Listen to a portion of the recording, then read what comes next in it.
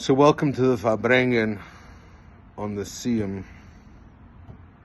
and the story of Rabbi Akiva laughing.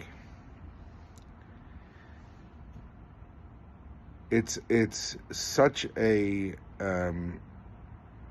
insight, the way the Rebbe learns this Sicha into human psychology on so many levels. But I want to stop on one point.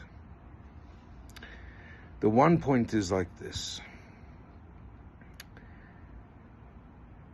There's a system of how we work with ourselves. The first way we work with ourselves, especially those of us that are FFB.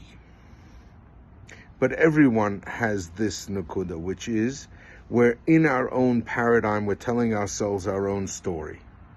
We're stuck in our story. We can't even begin to think outside our story.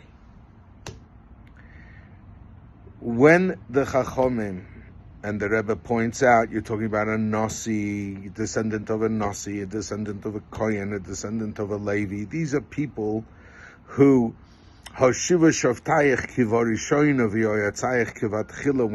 we get to have not this lousy democracy that they have now, but when we have a theocratic monarchy, these are people who are in positions of power. These are people who care so deeply about the Beis HaMikdash, because it's their life, it's their existence, it's their entity. They have no other existence. They're going to Rome because Rome is the most powerful place on earth, and you have to influence them about the Gzeirus against the Jews. Yet when they hear the voice, the tumult coming, they cry. And that crying is not just gemachte, this is crying. This is the etzem of their soul is broken. And Rabbi Akiva explains to them why he's laughing. They have no cultural context to understand why he would laugh about Rome. They don't get it. They don't get what he's talking about. It is only when they see the Churban Beis HaMikdash, they actually go to see the Churban Beis HaMikdash. And Rabbi Akiva, when he sees it from the distance, he's not in La La Land. He tears his clothes. He's in Avelis. He says a Baruch Dayan HaEmes. But with the Emes, it's dafka when the shul comes out that he starts to laugh. And why is he laughing? The Rebbe explains so beautifully. Rabbi Akiva came from a place of churban, a place lacking Torah, a place where he hated Talmidei Chachamim. And he came to a place of light. So Rabbi Akiva, with his life experience, knows the pain of Golus before he even knew what a Golus was.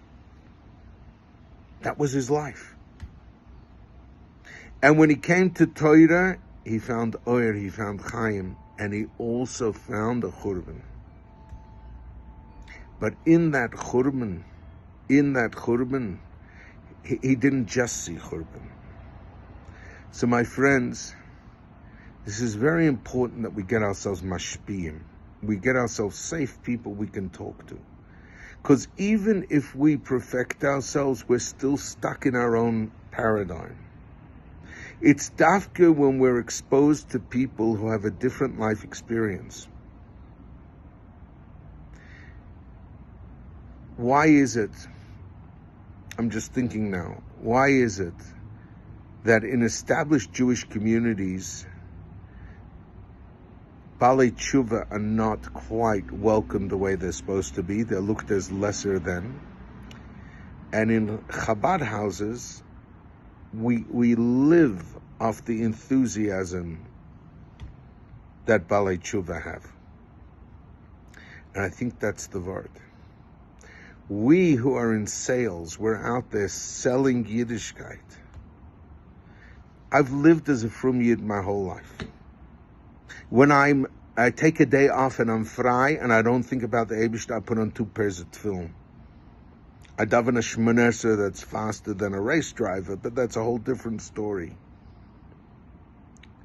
When we encounter, and when I see somebody who walks into the house and hears a word of Torah, or starts to become a shoymet mitzvahs, and the joy that they have,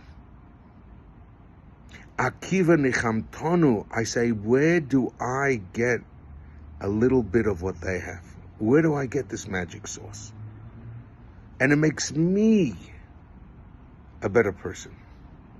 So my friends, can you imagine what kind of a madrega you got to be on to really cry with a broken heart about the Galus Hashchina, about the Misosan Shel Tzadikim, the lacking spiritually that we have in our life? What brings us to cry, not just when we get arrested and schlepped down to jail and we're sitting in a cell and we cry about our matzav ruchni. No. I'm saying in an air-conditioned shul on Tisha B'Av on a small leather chair with an